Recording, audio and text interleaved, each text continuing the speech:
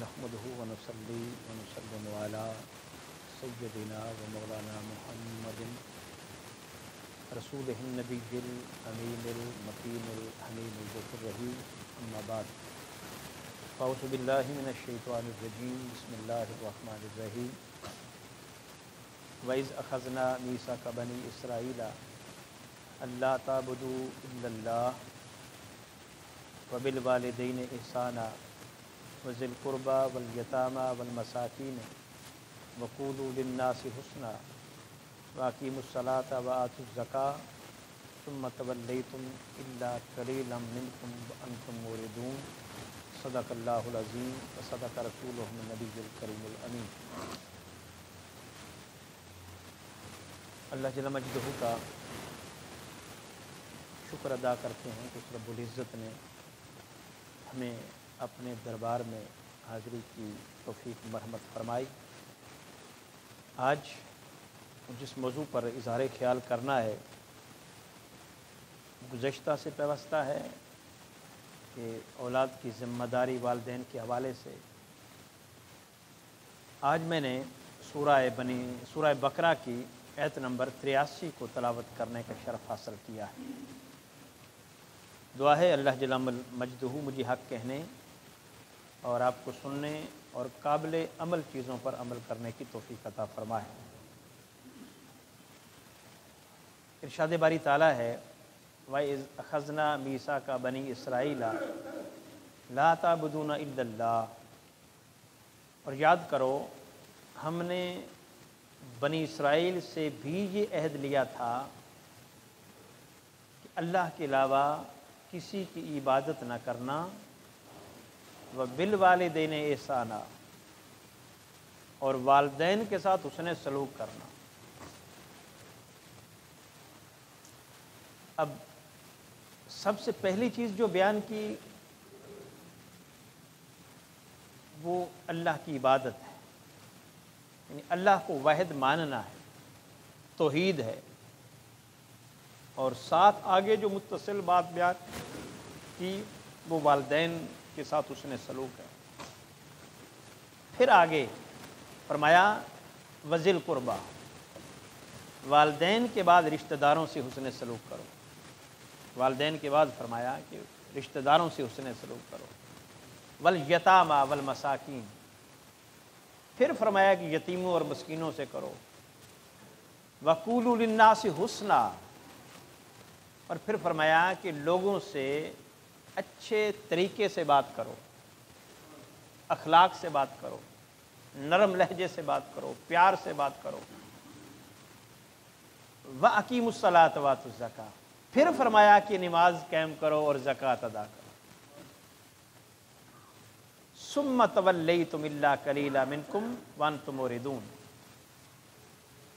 پھر تم میں سے چند لوگوں کے سوا سارے لوگ اس عہد سے پھر گئے اور تم حق سے گریزاں ہی رہنے والے تھے۔ تو ترتیب کیا بنائی؟ اللہ کی عبادت، پھر والدین کے ساتھ حسن سلوک، پھر رشتہ داروں کے ساتھ، پھر یتیموں مسکینوں کے ساتھ، پھر اخلاق، پھر کہا کہ نماز اور زکوٰۃ۔ حالانکہ اس کے برعکس بھی ترتیب ہو سکتی تھی، پہلے خدا کی عبادت کا ذکر ہوتا، پھر نماز کا، پھر زکوٰۃ کا، پھر والدین اور باقی۔ اس حوالے سے ایک بات توجہ طلب ہو یہ کہ اللہ جل مجدہ نے والدین کے ساتھ حسن سلوک کو اپنی توحید کے ساتھ رکھا یا اپنی تقدیر کے ساتھ رکھا؟ اپنی توحید کے ساتھ رکھا یا تقدیر کے ساتھ رکھا؟ یہاں توحید کے ساتھ رکھا والدین کے ساتھ حسن سلوک کو، اور سورہ بنی اسرائیل میں جو فرمایا وَقَضَىٰ رَبُّكَ أَلَّا تَعْبُدُوا إِلَّا إِيَّاهُ وَبِالْوَالِدَيْنِ إِحْسَانًا، اللہ نے فیصلہ کر لیا ہے۔ قضا یہ تقدیر، یعنی اللہ نے تقدیر میں لکھ لیا ہے، فیصلہ کر لیا ہے۔ کس بات کا؟ کہ تم رب کے علاوہ کسی کی عبادت نہیں کرو گی اور والدین کے ساتھ حسن سلوک کرو گے۔ نماز، روزہ، حج، زکوٰۃ کے حوالے سے جو خدا وند کریم کے کلمات ہیں ان میں رخصت بھی ہے، ان میں چھٹی بھی ہے، ان میں رعایت بھی ہے۔ اب نماز ہے، نماز فرض ہے، لیکن اگر نماز رہ بھی جائے تو اس کی قضا ہے۔ اگر سفر کی حالت میں ہیں تو نماز کو مختصر کر دیا، اور ایک خاص وقت آتا ہے کہ جب کہ ظہر کو عصر کے ساتھ بھی پڑھ سکتے ہیں، مغرب کو عشاء کے ساتھ بھی پڑھ سکتے ہیں ایک خاص مقام پہ۔ اور پھر خواتین کے حوالے سے چھوٹ ہے کہ اگر وہ ایام مہواری میں ہوں تو پھر ان سے وہ فرض اٹھا لیا گیا ہے، ان کو رعایت دے دی گئی ہے، نفاس کی حالت میں ہوں تو رعایت دے دی گئی ہے۔ تو نماز میں رعایت ہے، نماز میں چھٹی ہے۔ روزے کی حالت دیکھ لیں، کتب علیکم الصیام کما کتب علی الذین من قبلکم لعلکم تتقون، تم پر روزے فرض کیے گئے ہیں جیسے پہلے امتوں پر فرض کیے گئے تھے۔ فرض ہیں، لیکن آگے فرمایا وَكُنْتُمْ مَرِيضًا أَوْ عَلَىٰ سَفَرٍ فَعِدَّةٌ مِّنْ أَيَّامٍ أُخَرَ، اگر تم حالت مرض میں ہو جاؤ، حالت سفر میں ہو تو پھر تم پر فرض نہیں، چھوڑ دو اور ان کی قضا کر لیجئے گا۔ فَعِدَّةٌ مِّنْ أَيَّامٍ أُخَرَ، دوسرے دنوں میں اس کو رکھ لیجئے گا۔ عورت کے لیے بھی یہ حکم ہے سفر اور مرض میں، تو اس کی بھی اجازت ہے۔ اور پھر اگر بوڑھا ہو جائے آدمی، یا اتنا بیمار ہو جائے، کہ اب دوبارہ بہتری کے چانس نہیں ہیں، بوڑھا ہے اب دوبارہ جوانی کے پلٹنے کے چانس نہیں ہیں، تو اس صورت میں آپ فدیہ بھی دے سکتے ہیں۔ یہ فرض آپ سے پھر بھی معطل ہو سکتا ہے، اس کی اجازت ہو سکتی ہے۔ زکوٰۃ ہے، زکوٰۃ ہر کسی پہ فرض ہی نہیں کی، وہ صاحب مال پر فرض ہے۔ حج ہے، حج بھی ہر کسی پر فرض نہیں کی، وہ بھی جو وہاں پہنچنے کے اخراجات برداشت کر سکتا ہے یا جسمانی طور پر صحت مند ہے، وہاں پہنچ سکتا ہے، سفر کر سکتا ہے، تو اس پر فرض ہے، اور وہ بھی زندگی میں ایک بار۔ تو یہ فرائض کا عالم ہے، نماز، روزہ، حج، زکوٰۃ، یہ فرائض ہیں، خدا کی طرف سے لازم کیے گئے ہیں، ان میں رعایت ہے، ان میں رخصت ہے، ان میں چھٹی ہے۔ لیکن فرمایا وَقَضَىٰ رَبُّكَ أَلَّا تَعْبُدُوا إِلَّا إِيَّاهُ وَبِالْوَالِدَيْنِ إِحْسَانًا، اللہ نے والدین کے حوالے سے یہ فیصلہ کر لیا ہے کہ والدین کے ساتھ حسن سلوک کے حوالے سے کوئی رعایت اور کوئی چھٹی نہیں ہے۔ آپ اندازہ کریں، نماز بھی اسی نے فرض کی ہے حکم دے کر، روزہ بھی اسی نے فرض کیا، حج بھی اسی نے فرض کیا، زکوٰۃ بھی اسی نے فرض کیا، والدین کے ساتھ حسن سلوک اور والدین کی ضروریات پوری کرنے کا حکم بھی اسی نے دیا، اسی نے فرض کیا ہے۔ باقی فرائض میں رخصت ہے، والدین کے ساتھ حسن سلوک، ان کی ضروریات پوری کرنے میں کوئی رخصت، کوئی اجازت، کوئی چھوٹ نہیں ہے۔ تم جس حال میں ہوں، جیسے ہوں، باقی چیزیں چھوڑ دو، ان پر کمپرومائز ہو سکتا ہے۔ جماعت ہے، آپ والدین کی نگہبانی کرنے لگے ہیں، ان کو رفع حاجت کروانی ہے، وقت ان کا آ گیا رفع حاجت کا، ادھر جماعت کھڑی ہے، جماعت چھوڑ دو۔ وہ بیمار ہیں، بیماری میں اچانک ان کو مسئلہ بن گیا، ادھر جماعت ہے، جماعت چھوڑ دو۔ حتیٰ کہ جمعہ ہے، جمعہ بھی چھوڑ دو، ان کو لے جاؤ ہاسپٹل، ان کو ڈاکٹر کے پاس لے جاؤ، ان کی ٹریٹمنٹ کرو، ان کی ضروریات کو پورا کرو۔ وہاں رخصت نہیں، باقی خدا کی بندگی میں رخصت ہے۔ بلکہ اگر نماز پڑھ رہے ہوں تو والدین بلائیں، والدہ بلائے تو پھر نماز بھی چھوڑ دو، بعد میں پڑھ لیجئے گا۔ ادھر رخصت اجازت دے دی، اپنی بندگی میں اجازت دے دی، لیکن والدین کے حوالے سے اجازت نہیں، وہاں رخصت نہیں دی، وہاں چھوٹ نہیں دی۔ ان کے ساتھ حسن سلوک کرنا ہر صورت میں لازم ہے، ہر حال میں لازم ہے۔ باقی کچھ رہے یا نہ رہے، فوقیت ان کی ہے، برتری ان کی ہے، اولیت ان کی ہے۔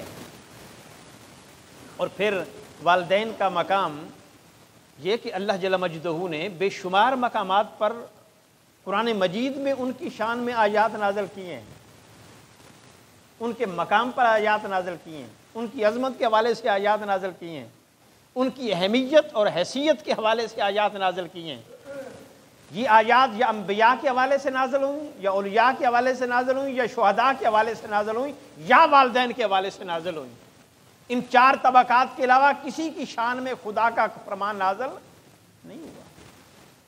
اور ولی کے حوالے سے اور والدین کا جب موازنہ کریں تو ایک نقطہ توجہ طلب وہ یہ کہ ولی کی ولایت پہ شک ہو سکتا ہے، ولی کی ولایت پہ شک ہو سکتا ہے، ماں باپ کی عظمت اور ولایت پہ شک نہیں ہو سکتا۔ ہر ولی کے بارے میں نہیں یقین سے کہہ سکتے کہ یہ اللہ کا دوست ہے، اس کا ظاہر و باطن ہمارے سامنے نہیں ہے، اس کے شب و روز ہمارے سامنے نہیں گزرتے، لیکن والدین بھی ولی ہیں اولاد کے لیے، وہ غیروں کے لیے ہوں یا نہ ہوں، ان کے اعمال اچھے ہیں یا برے ہیں، وہ ان کا اور خدا کا معاملہ ہے، لیکن اولاد کے سامنے برے ماں باپ بھی ولی کی حیثیت رکھتے ہیں، بلے ولی سے زیادہ مقام رکھتے ہیں۔ خدا اور مصطفیٰ کے بعد والدین کا درجہ آتا ہے اولاد کے لیے، وہ نیک ہوں یا برے ہوں، گناہ گار ہوں یا نیکوکار ہوں، وہ ولی ہوں یا عام لوگ ہوں۔ تو اتنا مقام ولی کا نہیں جتنا مقام والدین کا ہے۔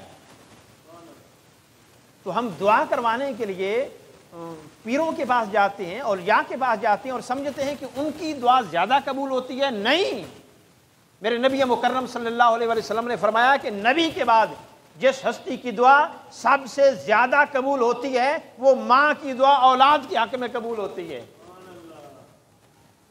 ولی تو گھر میں بیٹھا ہے، ولایت تو گھر میں ہے، ہم ولایت ڈھونڈتے پھرتے ہیں باہر جا کر، ان کی ولایت میں شک ہو سکتا ہے، والدین کی ولایت میں شک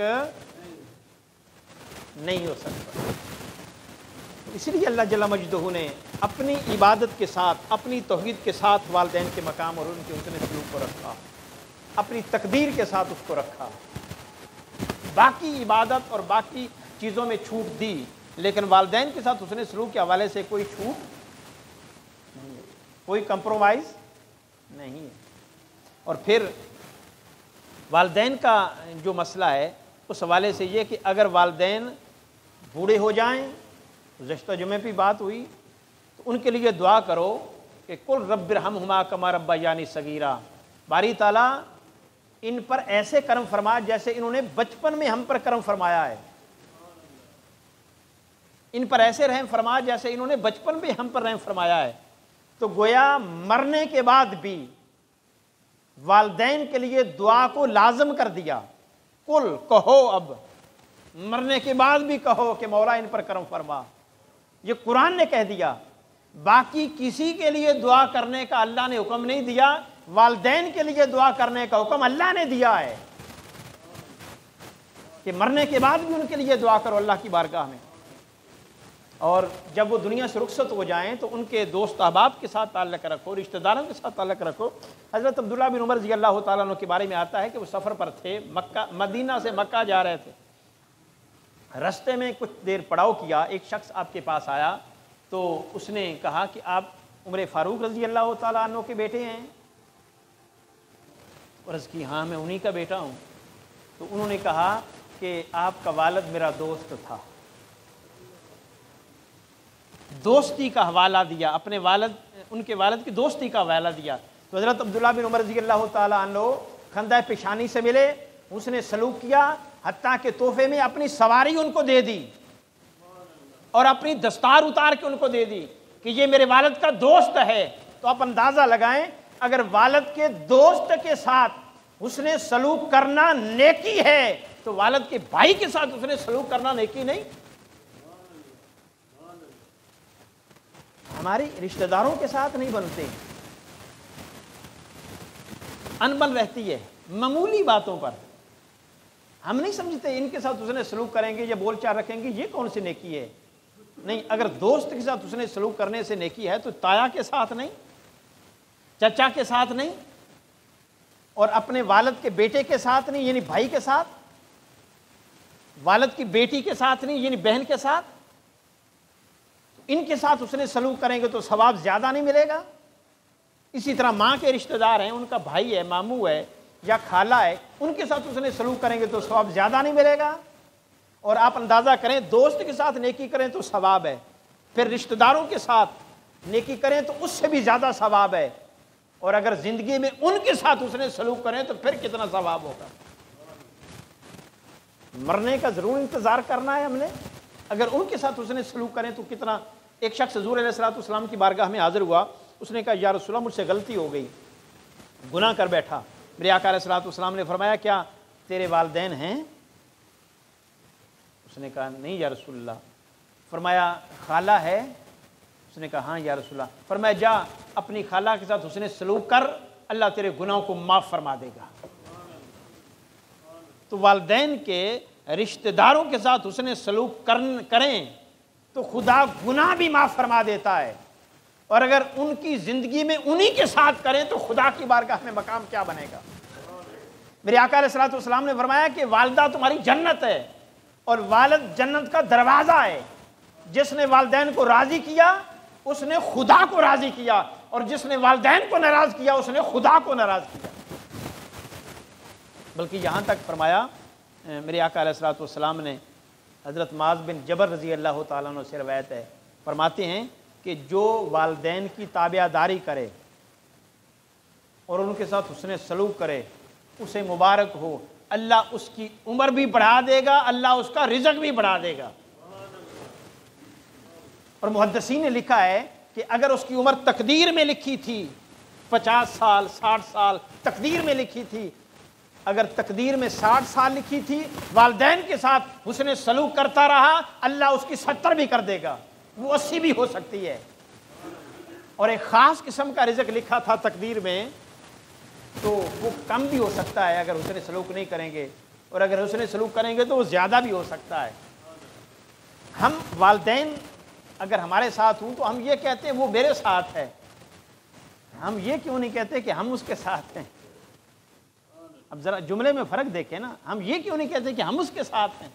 اصل جملہ یہ ہے، جملے کی درستگی یوں بنتی ہے کہ ہم اس کے ساتھ ہیں، اور پھر ہم سوچتے رہتے ہیں کہ اگر 2-3 بھائی ہیں اور والدین کی ضروریات ہیں تو ہم یہ دیکھتے رہتے ہیں فلاں پوری کرے، فلاں پوری کرے، فلاں کی ذمہ داری ہے۔ بھئی جتنی ذمہ داری ان کی ہے اتنی ذمہ داری آپ کی ہے، اور اگر وہ پوری نہیں کر رہے، یہ بات توجہ طلب، اگر دوسرے بھائی ان کی ضروریات کو پورا نہیں کر رہے اور آپ بھی چپ ہیں کہ وہ نہیں کر رہے تو ہم پر زیادہ لازم ہے؟ نہیں، اس بات کی اجازت نہیں کہ آپ خاموش رہیں۔ اگر آپ نے بھی ضروریات پوری نہ کی تو قیامت کے دن خدا کی بارگاہ میں مجرم اٹھائے جائیں گے۔ اگر وہ نہیں کرتے تو نہ کریں، آپ پر لازم ہے۔ اگر آپ اکیلے ہیں بیٹے، جیسے اس طرح لازم تھا اکیلے ہونے کی صورت میں، اب زیادہ بھائی ہیں اب باقی نہیں کر رہے تو اب بھی اسی طرح لازم ہے۔ ان کی ضروریات پوری نہ کرنے کی وجہ سے اگر اکیلے تھے تو جیسے مجرم تھے، اب اگر باقی نہیں کر رہے تو اب آپ بھی نہیں کر رہے تو اسی طرح کے مجرم ہیں۔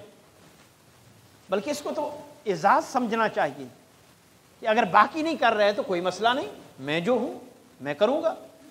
یہ تانا بھی نہیں دینا چاہیے کہ میں نے کیا، کیونکہ تو نے ان کے لیے نہیں کیا، خدا کی رضا کے لیے کیا ہے۔ اس سے تیرا رب بھی راضی ہوگا، اگر والدین راضی ہو گئے تو خدا بھی راضی ہوگا، خدا کا مصطفیٰ بھی راضی ہوگا۔ دنیا میں بھی عزت ملے گی، آخرت میں بھی عزت ملے گی، دنیا میں بھی بلند مقام ملے گا، آخرت میں بھی بلند مقام ملے گا۔ ہم یہ سمجھتے ہیں کہ حفظ کر لیا تو وہ بخشے گئے، وہ 7 پشتیں بخشے گئے۔ بھئی صرف حفظ سے نہیں بخشے جائیں گے، کردار سے بخشے جائیں گے۔ اگر آپ حافظ بن گئے تو والدین کی اب کوئی فکر نہیں، ان کی ضروریات کا خیال نہیں، بس یہ حدیث سنی کہ اب تو بخشے جانا ہے، ان کو بھی بخشوا لیں، نہیں، یہ اس کا خلاصہ نہیں ہے اور اس کی تفسیر نہیں ہے۔ کردار لازم ہوگا، سیرت کو دیکھا جائے گا، کردار کو دیکھا جائے گا، اعمال کو دیکھا جائے گا۔ اگر حفظ کے ساتھ اعمال درست ہو گئے تو پھر بخشش ہوگی، پھر منزلیں ملیں گی جنت کی۔ اور اگر حفظ کر لیا اور باقی کچھ بھی نہیں، قرآن کی سمجھ ہی نہیں، قرآن کا پتہ ہی نہیں کہ کیا کہا ہے، عمل تو بعد کی بات ہے، اور قرآن پر عمل کرنے کے لیے تیار ہی نہیں 6666 آیات سینے میں حفظ کر لیں، لیکن کسی ایک آیت کا بھی نہیں پتا کہ خدا نے کیا کہا ہے، تھوڑا ہی منزلیں ملیں گی، تھوڑا ہی اعزاز ملے گا۔ تو قرآن تو سکھاتا ہے کہ میری بندگی کے بعد والدین آتے ہیں، والدین کے بعد پھر رشتہ دار آتے ہیں، رشتہ داروں کے بعد پھر یتیم اور مسکین آتے ہیں۔ یتیموں اور مسکینوں کی دیکھ بھال کرو، ان کی ضروریات کا خیال کرو، اور پھر وقولوا للناس حسنا، پھر لوگوں کے ساتھ حسن سلوک کرو۔ پھر فرمایا اقیموا الصلاۃ وآتوا الزکاۃ۔ اب نماز بھی فرض ہے، زکوٰۃ بھی فرض ہے، گویا جیسے یہ فرض ہے ویسے وہ فرض تھے اور ہیں، ہم نے ان کو فرائض کے درجے سے نکال دیا، ہم نے ان کو فرائض کے درجے میں ڈال دیا۔ ہم گویا ایسے کر رہے ہیں جیسے وہ رجسٹر داخل خارج کا رجسٹر ہے نا، جس کو مرضی داخل کر لیا، جس کو مرضی خارج کر دیا، سکول کے بچوں کا رجسٹر، ہم نے تو وہ سمجھ لیا۔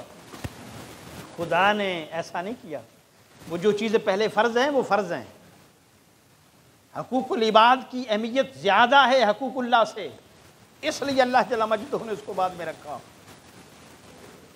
حقوق العباد کی اہمیت زیادہ ہے حقوق اللہ سے، کیوں کہ حقوق اللہ تو خدا کی بارگاہ میں معافی مانگے تو معاف ہو جائیں گے، لیکن حقوق العباد میں اگر کمی بیشی رہ گئی اور اگر انہوں نے معاف نہ کیا، جن کی ضروریات کو پورا نہیں کیا تھا، جن کو راضی نہیں کیا تھا، جن کا حق مارا تھا اور واپس نہیں دیا تھا، جن کو تکلیف دی تھی اور پھر خوش نہیں کیا تھا، وہ معافی نہیں ہوگی۔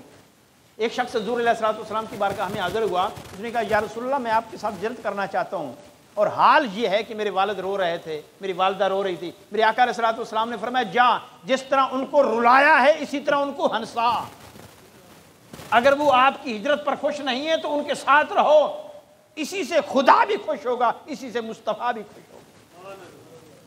اور ایک شخص آقا علیہ السلام کے پاس یمن سے آ گیا ہجرت کر کے، تو اس نے بھی آ کر جب آیا تو حضور کے ہاتھ پر بیعت کی۔ آقا علیہ السلام نے فرمایا کہ والدین سے اجازت لی تھی، اس نے کہا نہیں، فرمایا واپس چلے جاؤ۔ آقا علیہ السلام کی صحبت ادھر حاصل ہے، ادھر والدین کی خدمت ہے، فرمایا صحبت نبی چھوڑ دو، والدین کی خدمت نہ چھوڑنا۔ اور پھر ایک بہت بڑی مثال ہے ہمارے سامنے، حضرت اویس کرنی رضی اللہ تعالیٰ عنہ یمن کے تھے، تو یمن سے ہمیں اس لیے بھی پیار ہے، تو آقا علیہ السلام فرماتے تھے مجھے ادھر سے ہوا آتی ہے ٹھنڈی، اور فرمایا صحابہ کے جرمٹ میں میرے نبی نے فرمایا کہ ایک شخص قرن میں رہتا ہے، اور اگر وہ آئے تو میں تمہارے پاس تو انہیں میرا سلام کہنا اور میری امت کی بخشش کی دعا کروانا۔ ذرا توجہ طلب، بلکہ حضرت علی المرتضیٰ اور فاروق اعظم گئے، سلام کیا اور امت کی بخشش کی دعا کے لیے کہا۔ اب عمل کیا تھا؟ عمل یہ تھا کہ ان کی والدہ بوڑھی تھی اور ان کی خدمت میں لگے رہے، اور ان کی خدمت میں اتنے مشغول رہے کہ تاجدار کائنات کی زیارت نہیں کر پائے۔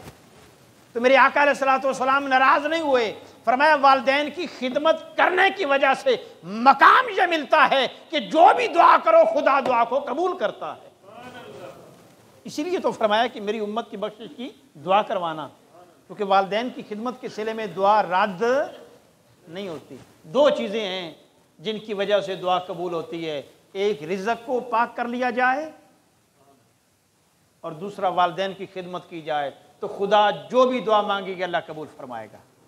حضور علیہ السلام کے پاس ایک شخص آیا، اس نے کہا یا رسول اللہ میری دعا قبول کرنے کا کوئی نسخہ کوئی وظیفہ بتا دیں، فرمایا اپنے رزق کو پاک کر لو، پھر جو دعا مانگو گے خدا تیری دعا کو قبول فرما لے گا۔ رزق حرام کا ہے، لوگوں کا حق مارا ہوا ہے، لوگوں کو دھوکہ دیا ہوا ہے، لوگوں کے ساتھ فراڈ کیے ہوئے ہیں، لوگوں سے رشوت لیتے ہیں، سود کھاتے ہیں، ناجائز منافع کماتے ہیں، لوٹتے ہیں لوگوں کو، پھر کہتے ہیں کہ دعا قبول ہو جائے۔ ہزاروں وظیفے کر لیے جائیں، نمازیں پڑھ لی جائیں، قرآن کی تلاوتیں کر لی جائیں، برکت نہیں آئے گی، دعا قبول نہیں ہوگی جب تک والدین کو، جب تک رزق کو پاک نہیں کریں گے۔ اور رزق کو پاک کرنے سے دعا قبول ہوتی ہے یا والدین کو راضی کرنے سے دعا قبول ہوتی ہے؟ ایک واقعہ ہے، اور دعا ہی نہیں عبادت بھی قبول ہوتی ہے، صرف دعا ہی نہیں عبادت بھی قبول ہوتی ہے۔ انشکرنی والدیک، لوگوں میرا شکر ادا کرو، والدین کا شکر ادا کرو۔ اگر خدا کا کوئی شکر ادا کرے، اس کی عبادت و ریاضت کر کے، اس کی فرما برداری کر کے، اطاعت گزاری کر کے یہ شکر ادا کرنا ہے، اور والدین کا شکر ادا نہ کرے، یعنی ان کی ضروریات کا خیال نہ کرے، ان کو خوش نہ رکھے، اللہ فرماتا ہے کہ میں اپنا شکر بھی اپنی بارگاہ میں قبول نہیں کروں گا۔ حضرت عبداللہ بن عباس اس کی تفسیر میں لکھتے ہیں انشکر لی والدیک، میرا شکر ادا کرو اور اپنے والدین کا۔ گویا والدین کے شکر کو اپنے شکر کے ساتھ نتھی کر دیا۔ خدا کا شکر پھر ہی قبول ہوگا جب والدین کے شکر گزار بنیں گے، والدین کی اطاعت پھر قبول ہوگی جب والدین کی اطاعت کریں گے۔ اس حوالے سے ایک سبق آموز واقعہ ہے، علماء نے لکھا ایک شخص کی بوڑھی والدہ تھی، اس کی خدمت میں لگا رہتا تھا، اس کو خیال آیا کہ مجھے حج کر لینی چاہیے، تو حج کی اہمیت اس کو پتہ تھا کہ حج کی کیا اہمیت ہے، حج کرنے کا ثواب کتنا ہے، تو ماں سے اجازت مانگی کہ اماں جان مجھے اجازت دے دیں، میں حج پہ جانا چاہتا ہوں۔ تو ماں نے کہا کہ بیٹا اگر آپ چلے جاؤ گے تو میری دیکھ بھال کون کرے گا؟ آپ کی عدم موجودگی میں تو میرا کوئی خیال رکھنے والا نہیں ہوگا، اگلے سال چلے جانا، ممکن ہے میں نہ رہوں۔ جب اگلا سال آیا تو پھر اجازت مانگی، ماں نے پھر وہی بات دہرائی، بیٹا اگر آپ چلے جاؤ تو میرا کون ہوگا؟ پھر ارادہ کینسل کر دیا۔ جب تیسرا سال آیا پھر اجازت مانگی، ماں نے پھر وہی بات کی کہ بیٹا میرا کون ہے، مجھے کون دیکھے گا؟ تو اب اس کو غصہ آیا، وہ ہم جیسا خشک عبادت گزار تھا، اس نے غصے میں کہا ماں نہ تو مرتی ہے نہ مجھے حج پہ جانے دیتی ہے۔ اب اس کو اندازہ تھا کہ حج کی اہمیت زیادہ ہے، والدین کی خدمت کے بدلے میں حج کی اہمیت زیادہ ہے، یہ مغالطہ ہے ہمیں۔ تو چلا گیا، سامان سفر باندھا، اب ماں بیچاری نے کیا کرنا تھا، رونا دھونا ہی تھا پیچھے، لیکن چلا گیا۔ جب تھوڑا سا سفر کیا تو رات آئی، اس نے کہا یہ کھانے پینے کا سامان تو میرے پاس موجود ہے، یہ جو قریب بستی ہے اس کی جامع مسجد ہوگی، وہاں پہ کچھ دیر آرام کر لوں گا اور کچھ عبادت کر لوں گا، جب صبح ہوگی تو پھر سفر پر روانہ ہو جاؤں گا۔ اس نے اس بستی کی مسجد میں رہنے کا فیصلہ کیا۔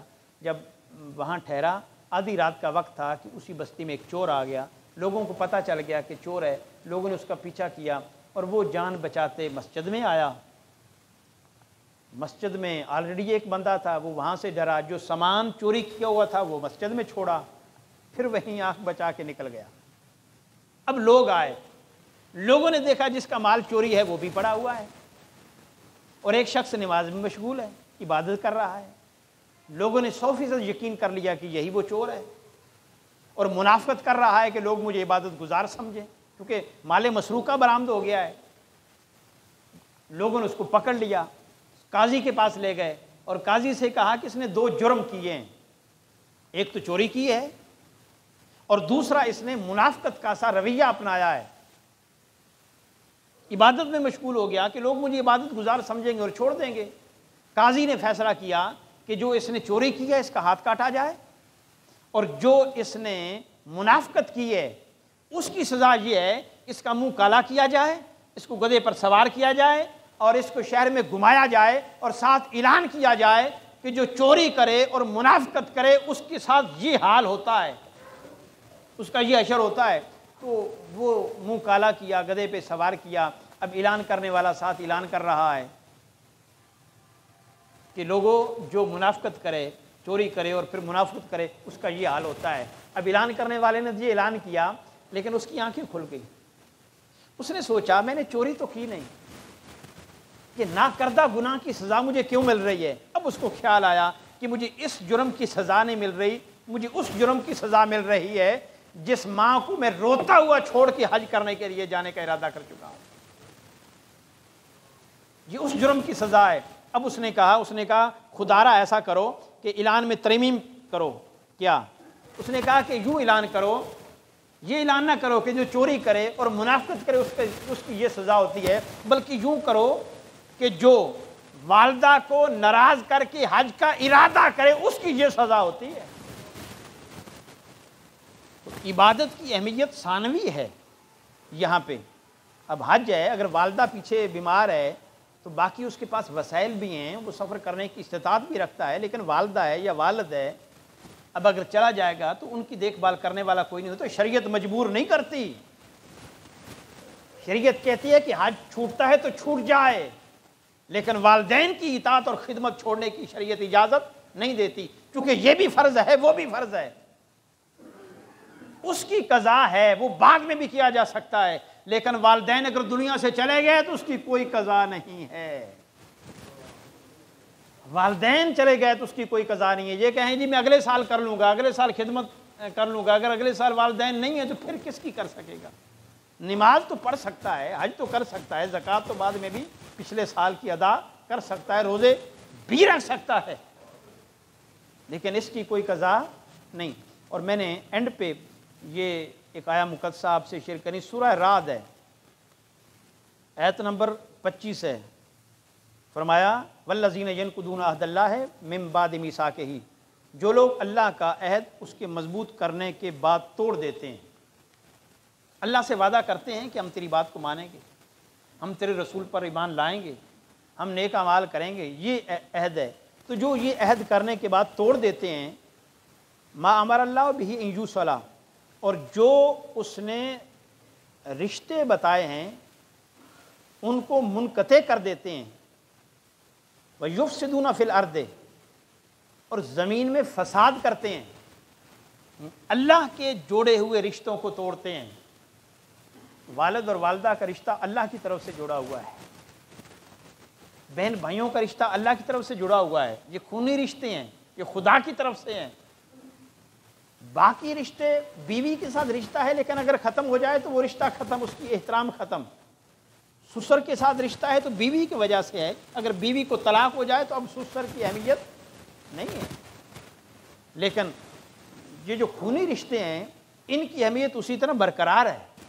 یہ خدا کی طرف سے جوڑے ہوئے رشتے ہیں، یہ ٹوٹ نہیں سکتے، وہ ٹوٹ سکتے ہیں، یہ ٹوٹ نہیں سکتے۔ فرمایا جس نے ان کو توڑا، ان یوصلا یقطعون ما امر اللہ بہ ان یوصلا، یعنی جڑنے کے بعد پھر ان کو توڑا، ویفسدون فی الارض، اور زمین میں فساد کیا۔ تین باتوں کا ذکر ہوا، ایک اللہ کے ساتھ کمٹمنٹ کی تھی، اس کو توڑا، رشتہ داروں کے ساتھ اس نے سلوک کرنا تھا، ان کو جوڑنا تھا اپنے ساتھ، ان کو توڑا، رشتوں کو منقطع کیا، اور زمین میں فساد پھیلایا، فتنہ پھسایا، جھوٹ بول کے، کرپشن کر کے، لوٹ مار کر کے، گالیاں دے کے، یہ زمین میں فساد پھیلانا، ظلم کر کے، ناانصافی کر کے، یہ فساد کی بے شمار قسمیں بن جاتی ہیں، دہشت گردی کر کے۔ تو کیا ان کے ساتھ کیا ہوگا، کیا سلوک ہوگا؟ فرمایا اولئک لہم اللعنۃ ولہم سوء الدار، یہی وہ لوگ ہیں جن پر خدا کی طرف سے لعنت ہے اور ان کی آخرت کو برباد کر دیا گیا، برا ٹھکانہ ہے۔ اتنے واضح الفاظ کے ساتھ رشتوں کو منقطع کرنے والے، فساد کرنے والے، اللہ کی اطاعت سے روگردانی کرنے والے کے ساتھ ہے کہ لعنت ہے اس پر، لیکن ہم سمجھے بیٹھے ہیں کہ حقوق العباد یہ کوئی مستحب عمل ہے، مستحب نہیں، یہ فرض سے بھی اونچا درجہ ہے۔ نماز، روزہ، حج، زکوٰۃ میں پھر بھی رعایت ہے، ان میں چھوٹ ہے، مختلف کیفیت میں چھوٹ ہے، لیکن یہ رشتہ ہے جن میں کوئی چھوٹ، جن میں کوئی چھٹی، جن میں کوئی گنجائش نہیں، وہ بھی خدا نے فرض کیا ہے، ان کے ساتھ اس نے سلوک کرنا بھی خدا نے فرض کیا ہے۔ دعا ہے اللہ جل مجدہ عمل کی توفیق عطا فرمائے۔ وآخر دعوانا ان الحمد للہ۔